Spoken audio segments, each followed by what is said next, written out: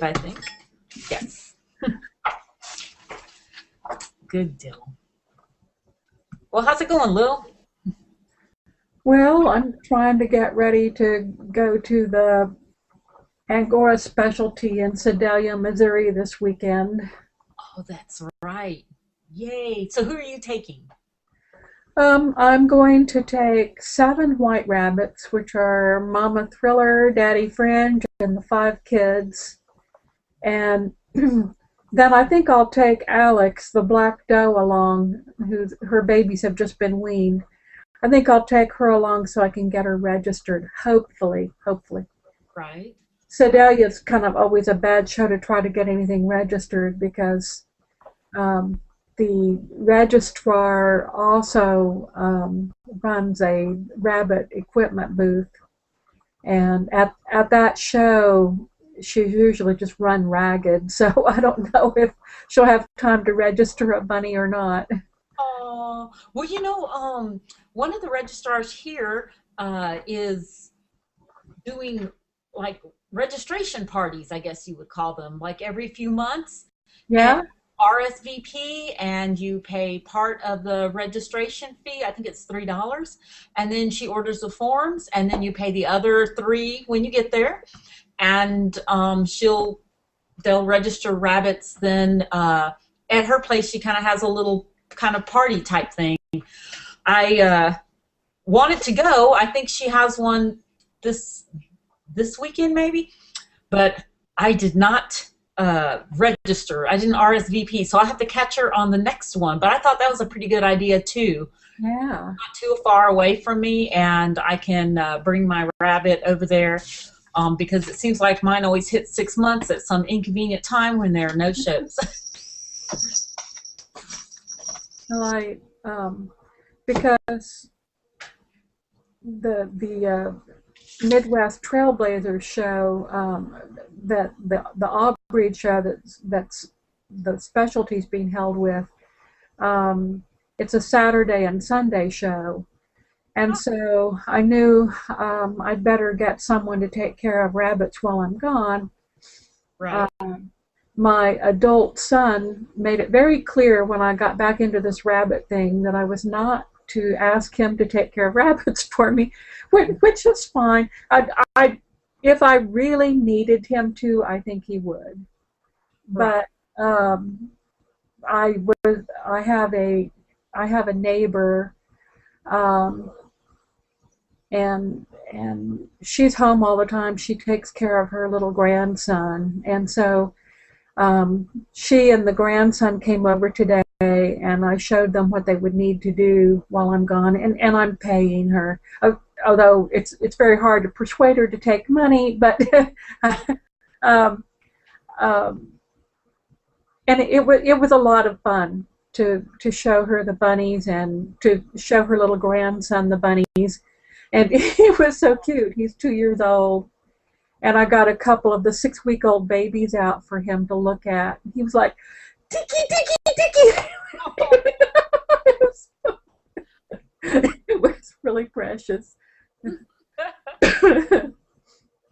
Well, good, good. Well, it sounded like I guess your little tour went well with her. Yeah. So tomorrow I've got to do all my show grooming. Oh, right. Yeah, that's a lot of rabbits. I know I won't have time to do it all on Friday before I leave. Right. The other thing I think I'm going to do this time, I think I'm going to rent a cargo van. Oh, Normally, I borrow my dad's small or compact SUV to go to shows, and when I do, I really have got everything crammed in there tight. Between the big carriers that you have to have your angoras in, and my table and my blower and all my chair and all my crap, and so because I was going to be gone for 2 days, I didn't want to take Dad's car away from him all that time. So this time I think I'll rent a cargo van, and I found out that they're pretty reasonable to rent, at least up here from Enterprise. car rentals. But if you want to rent a minivan, those are expensive. Isn't Oh, it funny that that, renting a minivan would cost so much more than it's like renting a it's like 200% more to rent a minivan than a cargo van. oh, that is interesting. I'll have to look into that then for the next time. We make a trip where we're going to be gone a little bit. I know um, I used to, not recently, but I used to do a lot of car rentals and for over the weekend and when I was going to drive far away someplace because it really, if you got one of the places that has the hopefully there's some that still have it, the unlimited mileage. I mean, you could go about anywhere, you were willing to drive over that time, and usually, especially if you rented it over the weekend, that it was really reasonable. But I have never rented a minivan, and one of the reasons is because it wasn't very cost effective for me to do that. Yeah.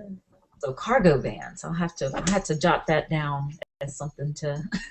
Well, I guess that's something that a lot of rabbit show people do because they figure, why should they put all those miles and all that wear and tear on their own automobile? Well, that's true. I mean, if the price is anything like it used to be, you may be better off in some situations, and a lot of them actually, to go ahead and just rent something for the weekend. Yeah. So, good idea, Lil. Well, you'll have to let me know how that goes. I'm sure it'll be much easier to pack, right? That is very appealing, yes. To know that I wouldn't have to be a champion Tetris player to get everything fitted in there just right. Right. Well, I usually snag my husband's Suburban when we go, but our other vehicle is a Jeep Wrangler, and those things are like there's like this much room. We have to, it just involves taking out seats and all this kind of business that I just really rather not do. So, cargo van sounds good.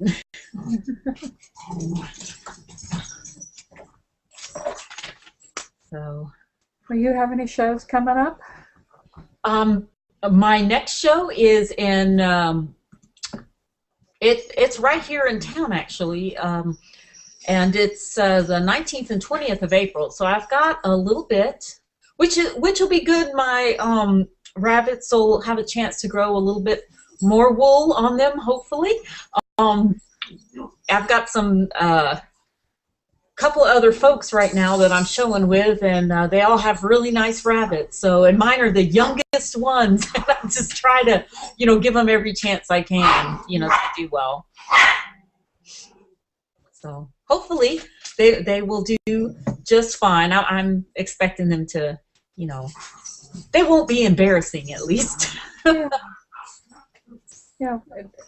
Hoping for good comments and of course since I seem to be the only person in Kansas who's showing Android, that's about all I have to aspire to most of the time is, well, maybe I'll get good comments. But it's important to but that's one of the nice things about going to Sedalia, Missouri, for the specialty, because there are a couple ladies I think coming from Minnesota to show, and Margaret Bartold will be there, and perhaps a couple other folks. So it won't be just me for a change. It'll be fun. Well, yes.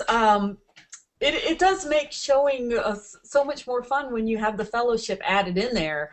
But I think you're going to have a really good display of rabbits this time. Yeah. So that's exciting. I'm going to take the video camera along and hopefully, hopefully I can manage to get some decent video in between plunking rabbits up on the table and taking them off again. Oh, wow. That's amazing. Yeah. Well, I hope you do get some video. we took our camera and our camcorder to the TRBA state show, and my husband did get a lot of pictures, but he's hoarding them right now. He feels he's like, I want to put them in the newsletter, and so we're having to fight tooth and nail for every single picture I get from there. And he's the little power's gone to his head. But I guess that's okay. We do have to have something for a newsletter. So hopefully at this next show it'll be a little more relaxed. That was such a big, we were trying to do so many things. Yeah. Set up a club table and run that and staff that and have cake for people and things, and it was just kind of crazy. So this next show, I don't think I'm going to be doing a whole lot of extra things, so that we'll have a chance to actually maybe get some recording in as well. And that's how it goes. So right now I'm actually in a little lull period right now in the just kind of doing normal rabbitry things and trying to clean when we have a couple of cool days here and there, and so I'm kind of spring cleaning right now, I guess. It's funny to hear you say you have a couple of cool days, Yeah. because that's still all we're having so far. It's Yeah. cool days. And I shouldn't complain because I don't have my air conditioner yet for the rabbitry. But so I guess it's comfortable for the rabbits, but it's not very comfortable for me right now. Right. It's about, just below freezing at night, and then during the day a high of maybe 53. Oh, wow. Well, I guess today, I think our high today was something like 57. So but we don't get that low in temperature. So today was a nice day for the rabbits, but it has been being around, we've had the 84, and actually, yesterday I think the high was 80 or something like that. And so we've had all these warm days, and then we're going to have a couple of cool days, and then it'll just pop back up to the upper 70s. So, it's over for us. Of course, rabbit people are thinking, okay, the 80s, that's when bucks go sterile. Exactly, all those things. And my air conditioner actually went out yesterday, so I was running around like a crazy person trying to icing people's testicles. Yes. I was like, no. So yes, the good old summer is closing in on us. So all those summer plans, Yes. It's the way it goes. Winter's so short for us.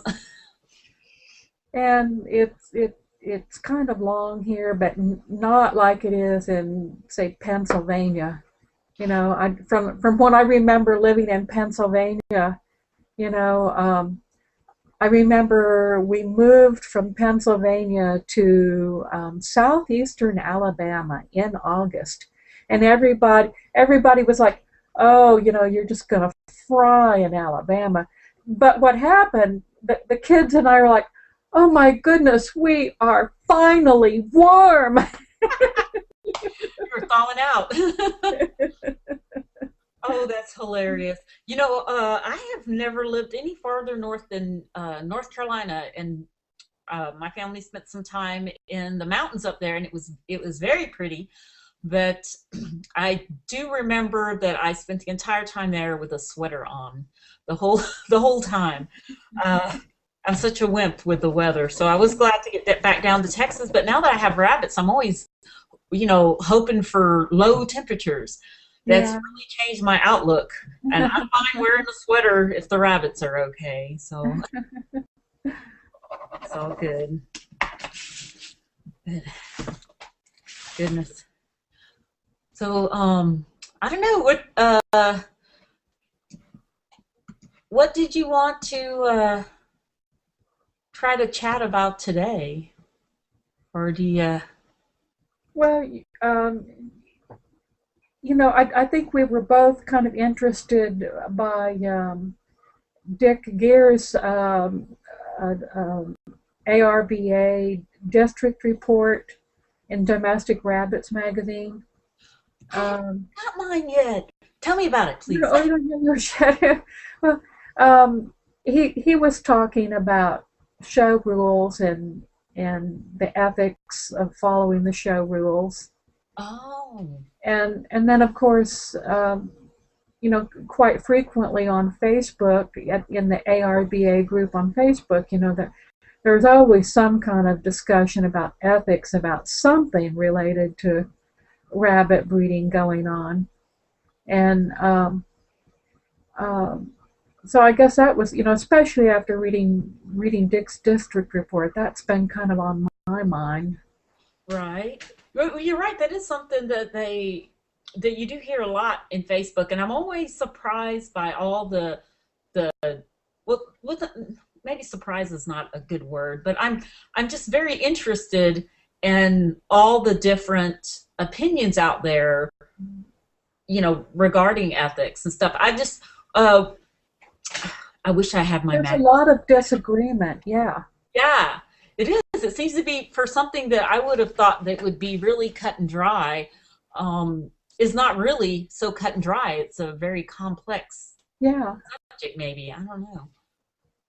It's what so he was talking about show ethics.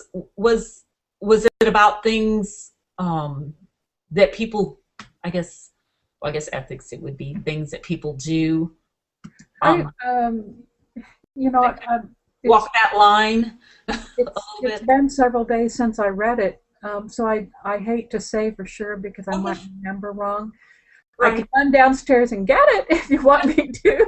Well, that's okay. That's okay. I I always think of, I don't know, when you had mentioned earlier in the week about possibly talking about that sort of thing. I was, of course, first thing I do is just try to Google a little bit to try to get a little bit of information, what I can dig up on the internet, about that topic. And I just found it really interesting how it seemed like that everybody who raises, or shows animals have these same types of issues, Yeah. uh, and the same disagreements. And my world of raising animals is pretty much relegated to the rabbit world. I didn't really have a lot of experience with dogs or horses or um,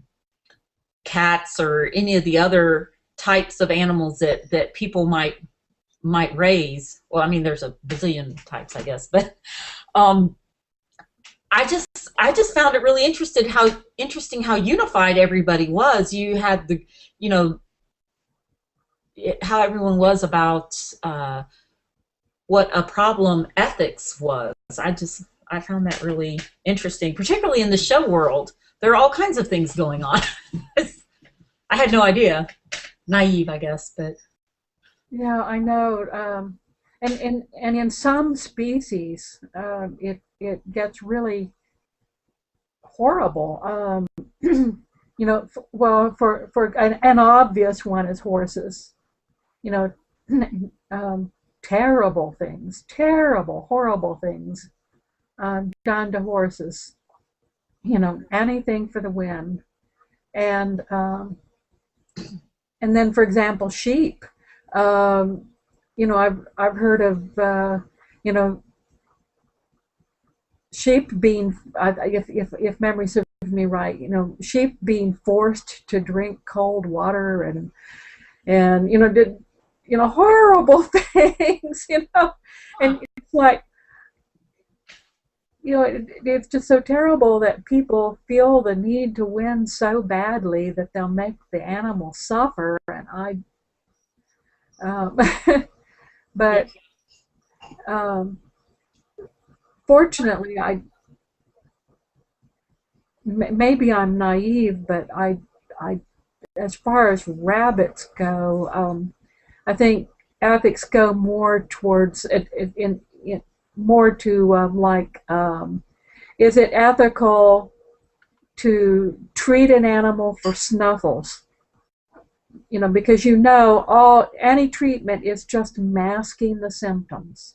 Right. So is it okay to treat it for snuffles and then put it on the show table? And I personally don't think that's right. But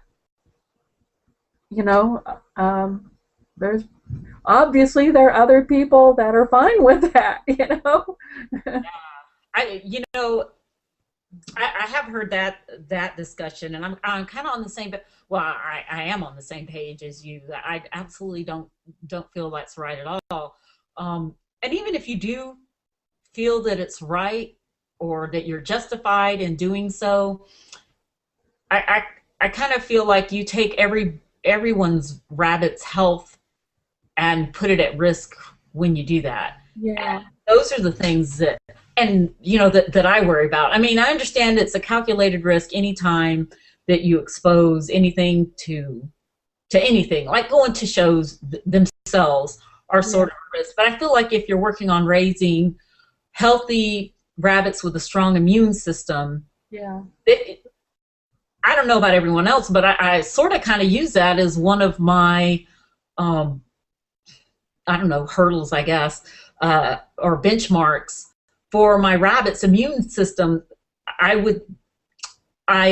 If I had a rabbit that I took to shows and they were overly stressed, or if it was obvious that they just weren't taking that environment very well, I show, but I also try to utilize the fiber a little bit. But the show aspect for me is very important in my educational process of learning about the breed and gathering as much information about the breed, that it's a vital part of my program. So if the rabbit itself doesn't do well at the shows, it's going to have to go. I mean, it just can't stay in the breeding program if it's like that. So, of course, I hope everyone else is like that, but like you said, reality says that it's not always like that.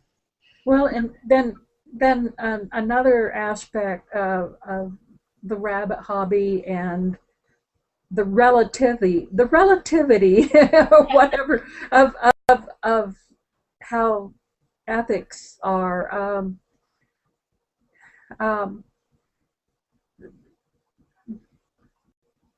I saw an ad on Craigslist the other day that's pretty typical, that just made me feel like crying. A French Angora rabbit. The picture was taken out like in this real dark shed, this real dark, junky shed, and the rabbit, there was this dog airline crate, this little pet carrier behind him, that it looked like he probably lived in that, and it was filthy. And I think they were selling this rabbit, and they mentioned that they had been breeding him, and I don't know, they wanted $15 for him or something. And I just thought, oh my gosh, that poor miserable animal, having to live in his own filth in that carrier and just what a horrible, miserable, sad life. Angoras, if that's a solid container, yikes. Wire floor I mean, I don't know, the whole thing sounds awful to me, but that's just something that stood out. Wow. Yeah, it's really sad out there, and I think that was something else I ran across too, is the show breeder and the I guess pet owners or and backyard breeders who are actively selling I don't know, those are all pretty loose terms, I guess. Yeah. Everybody has their own definition of it. But just how the different, I guess because rabbits are so multi-purpose, like the different reasons people are using for breeding these things. And I have pretty narrow guidelines about what I feel like personally needs to be bred. But and I try to be respectful of everyone's different views, because they may have different purposes, but I do always worry about the animals' like welfare, regardless of the purpose that you're using. You're using it for. It should at least be in somewhat decent. I would rather a rabbit be humanely butchered and eaten than end up in a situation like I saw that French Angora in. And that happens lots of times. I think people just, particularly with those breeds, they just have no idea what they're dealing with, and it's sad. And for whatever reason, if they didn't have support, or they just didn't ask themselves, didn't care to know whatever it is, it boggles my mind. I don't understand at all. And part of it's because one of the things I think that when you're going to get animals, especially if you're going to breed them, for whatever reason that you're choosing to breed them for, I think that you should come up with your own set of ethics about what you feel,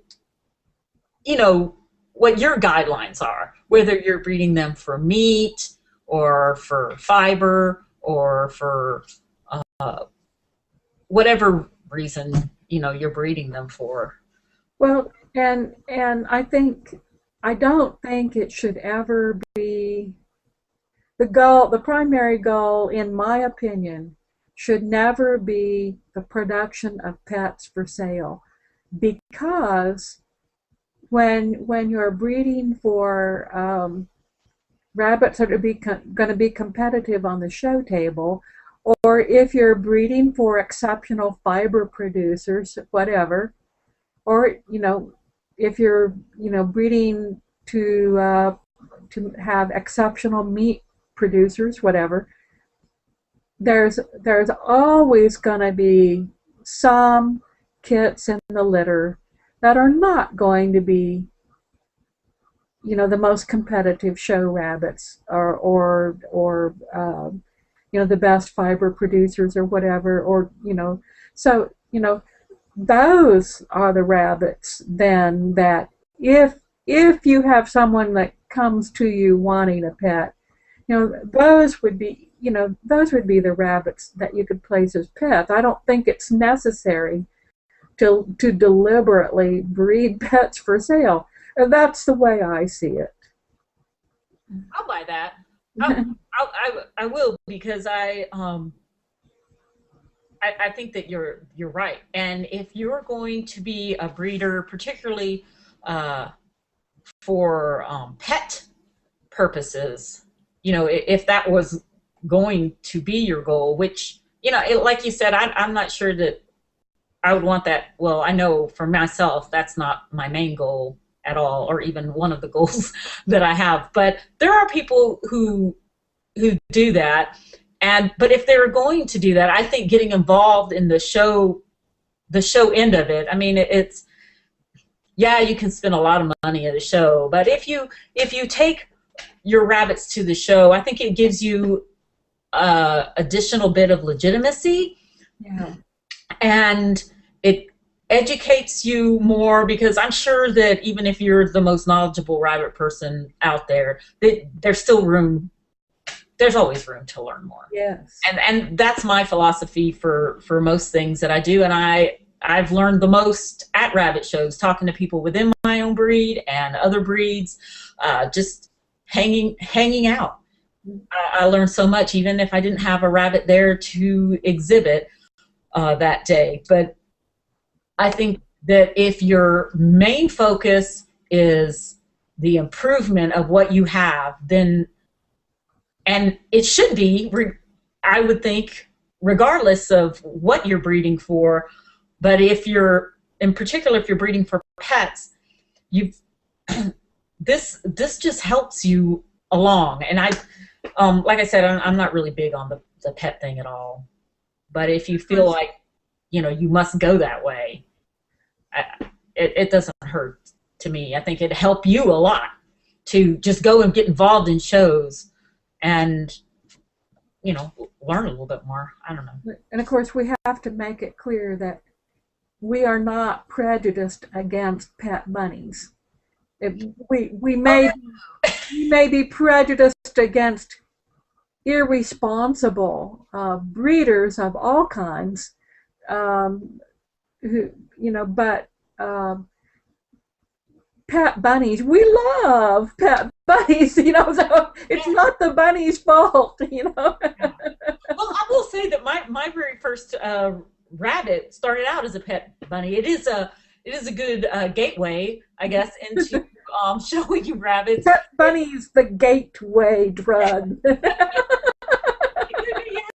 and it certainly hooked me. I'm not going to say that it's not going to hook anyone else, but I think that if you purchase from someone who is a show breeder, that you have a much better chance of getting someone who has getting a rabbit that has a really strong immune system, because it's outside of its barn sometimes, or its parents have been outside its barn sometimes, and it's just very easy to get yourself an isolated in an isolated herd. If it's completely and totally isolated, I mean, when it goes outside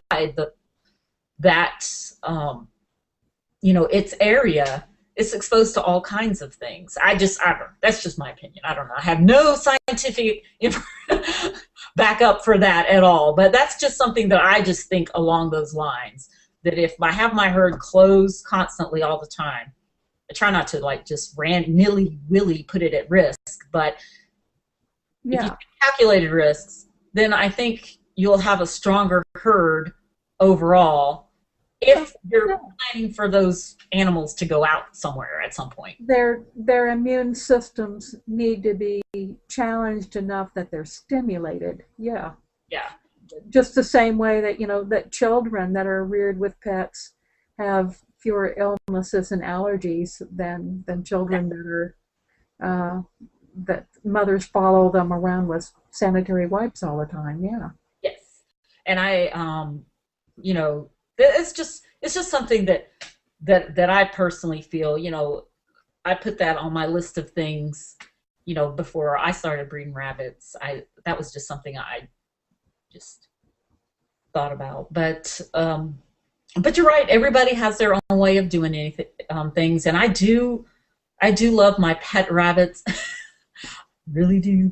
I said I have rabbits I used most exclusively for fiber, and rabbits that I use for my show herd, and I think that's one of the great things about rabbits, that they are so multi-purpose. Yeah.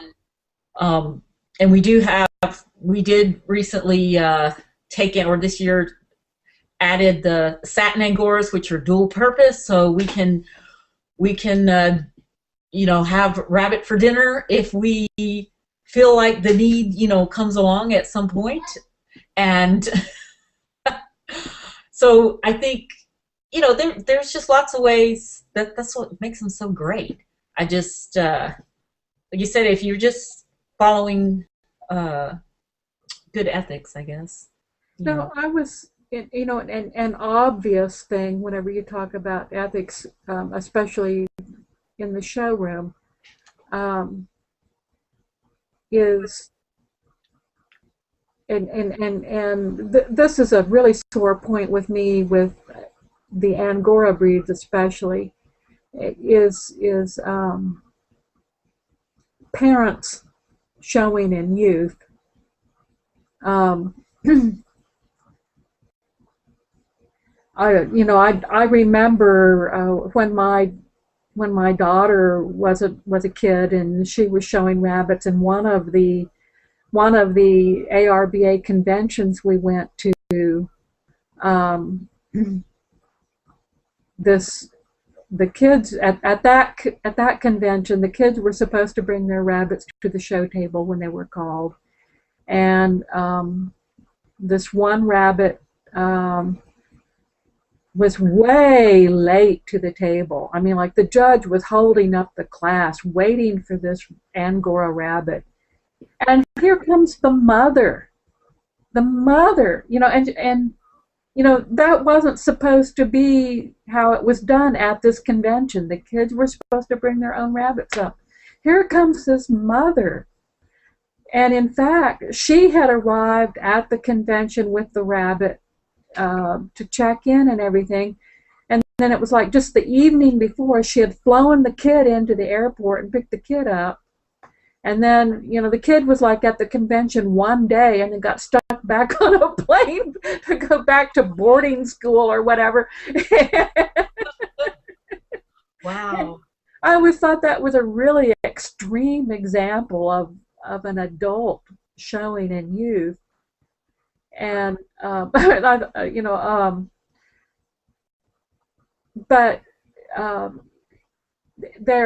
there may be some situations, I was wondering, if there are some situations where we might see parents putting rabbits on the table in youth, and we don't know the whole story. I saw a reference somewhere. See, you've been in the National Angora Club a little longer than I have. Through this century, and there was an article like within the past couple years by someone who has a child with autism, is it? Oh. And he takes care of the rabbits at home, but then she takes his rabbits and puts them into the youth classes.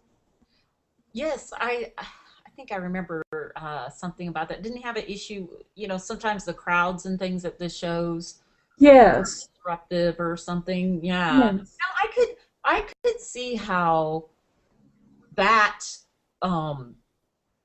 could be a doable thing for a child who is in youth, but I think maybe a better and less disruptive solution might be to just ask one of the youth there if they can put the rabbit on the table, so that it's still a youth. I have seen, as I've traveled around and visited other folks, that some of the folks I visited have had young children who maybe, they might have two separate breeds and they get called to the table at the same time. That happens to all of us who have more than one breed, and it seems like that, that has happened a couple of times when I've been at different shows with other folks. And to get both the animals at the table at a reasonable time, usually all the children know each other anyway, and one will, they'll walk over with their carrier and just ask, hey, can you put this one on the table? And they'll go and they'll attend their other breed that got called to the table. So still a youth is doing it. And I think that you can probably find someone right there. It just saves a lot of trouble and a lot of, it just looks bad, maybe. Well, and I get, reading about that particular situation, that's one of those things where, as you say, that what is ethical really becomes a gray area. Yeah. Because, on one hand, you think, yeah, it's okay, have another child at the show, put his rabbits on the table or whatever. But then, on the other hand, I'm thinking, well, why not just go ahead and avoid any appearance or concern about impropriety altogether. Just put them in open. They might be more competitive in open anyway, because in a lot of cases the toughest competition is in youth. That's true. That's a good point. That there is more than one solution to that. And yeah, you could just simply put them in open, and then you would never have to worry about putting their rabbits on the table. You still get the comments, and yeah, that's a great. So and you don't have to ask anyone else to put your rabbits up for you. So yeah, it's a great solution also.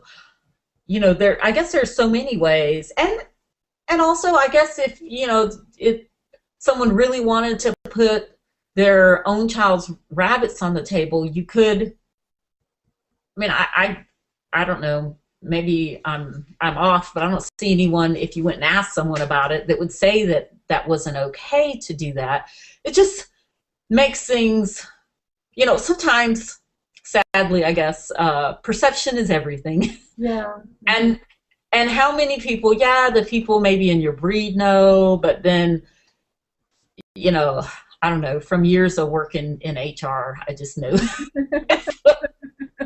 it's maybe the people in your breed know, but the lady who was walking by, with her kid coming up for a different breed may not know, or, there's just so many ways, and just makes things. Well, and should the child who's done all of their own work have to come to the show and, put up some other kid's rabbit that may or may not have done his own work? You just have to take the parent's word for That's it. True. Yeah. Yeah. It's always tough. You're right. There are a lot of gray areas in this. I guess where it would really, what you would want to do if you needed to find another child to show your kids' rabbits for you, find a kid that's going out for Eagle Scout, or find a 4-H'er, somebody where they can put it on their 4-H records, and apply for a scholarship. I'm a community contributor. Great idea. I showed so and so's rabbits for him. All right. But I remember this just now popped into my head, and may or may not be related. I don't know. I remember when I was a teenager in the 4-H horse project. Oh my God, that was decades ago. But last week, it.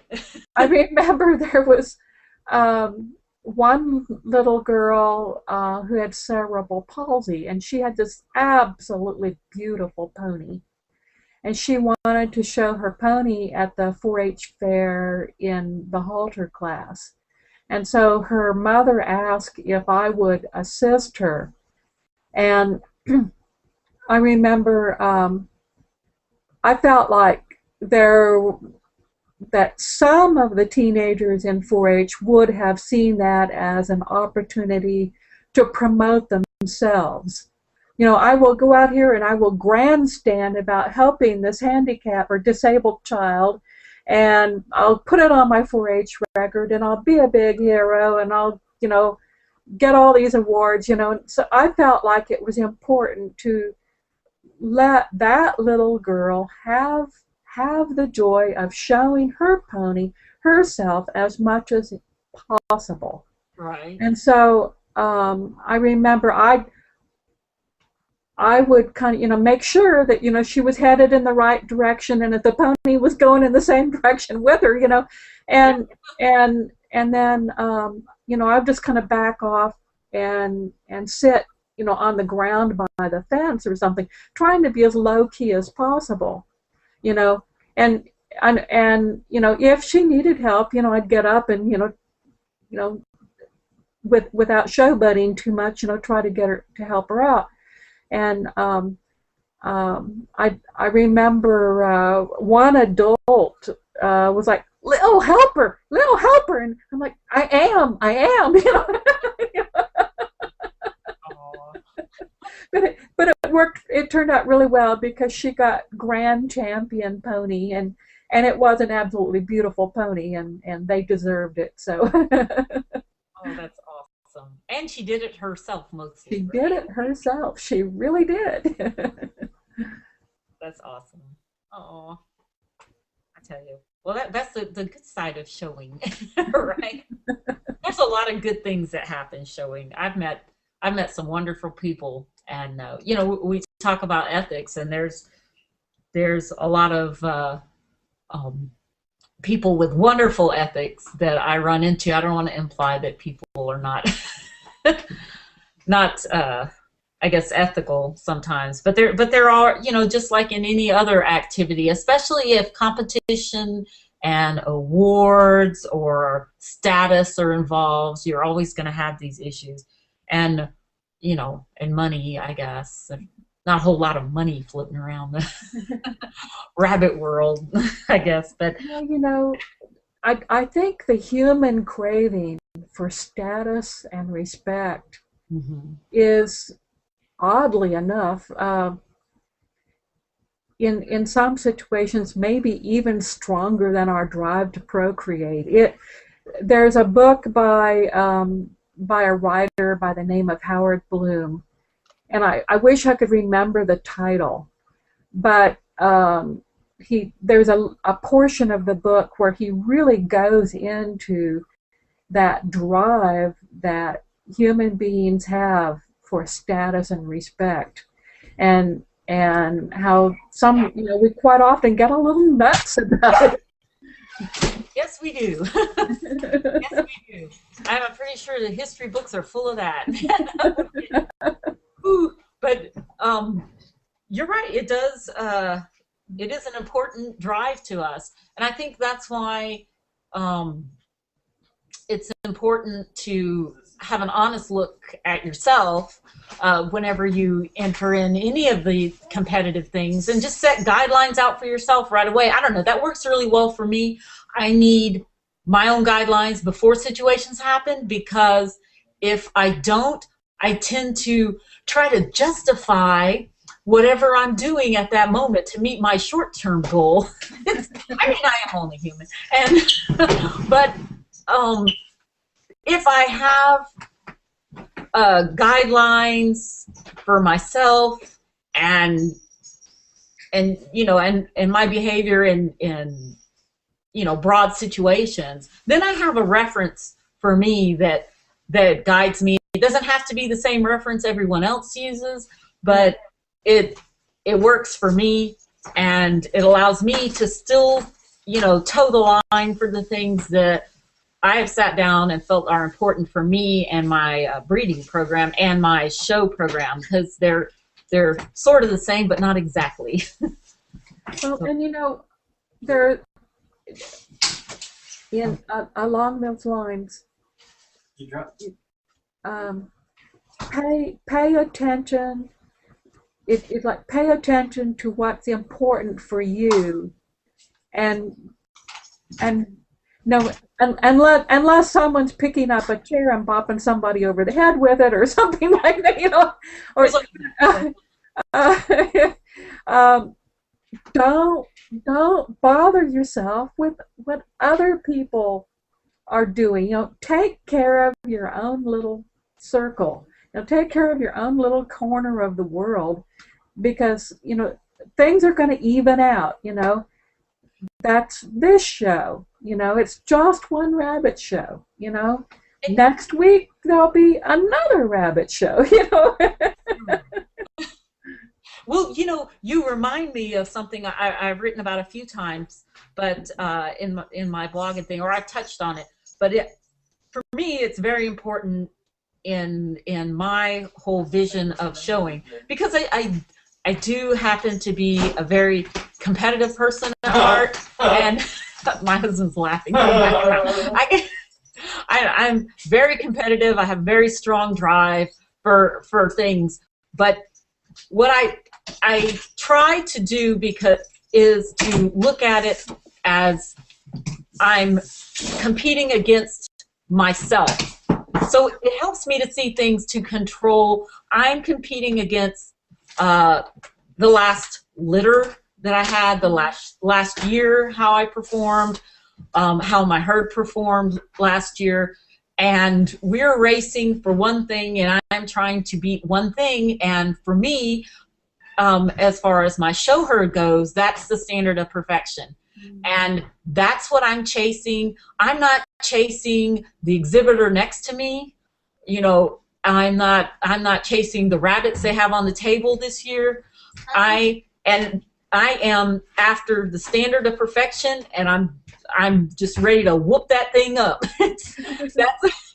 I'm out to get that. And so when I do that, that allows me not to see the person, or not to feel ill feelings or happy because things go wrong for the other person. And it allows me to not have to worry about those ethical things that may cause some folks, you know, to make those decisions that maybe that they know maybe aren't quite squeaky clean. And I'm not, but I'll know it, and therefore I can't, you know, I just really can't go there because it defeats myself. Yeah. And that's how I kind of look at things. So I have friends that I exhibit with, I have people that I love and admire everywhere in this hobby, and none of them, I don't look at any of them as a direct competitor. We're all moving to the same goal. We're all trying to create the perfect rabbit. Yeah. And that helps me stay, you know, just stay within the lines that I've drawn for myself. Yeah. And I think that works good, because sometimes if you are a really competitive person, that I think those folks are the ones who sometimes get into trouble. And I just identify, you know yourself. Know yourself. And yeah. To maybe to kind of part of that is when my kids were in the rabbit hobby, and so was I. You know, they were showed in youth. Well, my daughter would show in youth and open both, and then I would show in open. But we had this one primary goal for ourselves, and that was at the rabbit show. This is the way we put it. We will not give other people the satisfaction of seeing us behave badly. You know, whether we won, you know, if we won, it would be hopefully graciously, you know, not with a lot of screaming and jumping, and you know, and if we lost, you know, hopefully it was graciously, you know, without a lot of drama. But the other side of this rule, we will not give other people the satisfaction of seeing us behave badly. The other side of that rule is, but you're allowed to bitch in the truck on the way home. You're allowed to get it out of your system. Oh, that's hilarious. It worked really well for us. You know, it's really important to have an outlet as well. You can't let that stuff build up. It's bad for you. I just roll up the windows and have at it. That's great, Lil. I'll have to remember that one. Oh my. But well, goodness, I can't wait for my domestic rabbit to come. I don't know what's happened the last couple of months. They actually had to call the ARBA office last month because it didn't even come. But I got my membership book, so I don't know. Yeah, I think I've had mine for at least a week. Have you? Well, you know, I saw that they mailed them out. They usually mail them out in the mid part of the month, right? And I'm sure it doesn't come first class mail. It probably comes a bulk mailing. Yeah. I don't know. I'm going to have to call them again because everyone else is getting it, and they always talk about it everywhere, and I don't know what's going on. I wish they would send it electronically. That would really make a lot of money. Yeah. I was going to say that I think my mailman is a closet rabbit. That's what I think. I've finished it. You can have your Domestic Rabbits magazine now. No, I don't care if he reads it. I just want it. It's good. I'm just kidding. I want the rest of my mail, please. Oh, goodness. All right. Well, ma'am, it is 9 o'clock. Yep. Hard to believe. Yeah, I know. It goes fast. Well, it was good talking with you about that. I'd like to touch, there's lots of topics in there, I think. Again, on the ethics and stuff, maybe for just different sections of things. That was pretty interesting hearing what you had to say. But okay, well, I think that's it for tonight. All right. Thanks for the chat, Kelly. Oh, no problem. Take care.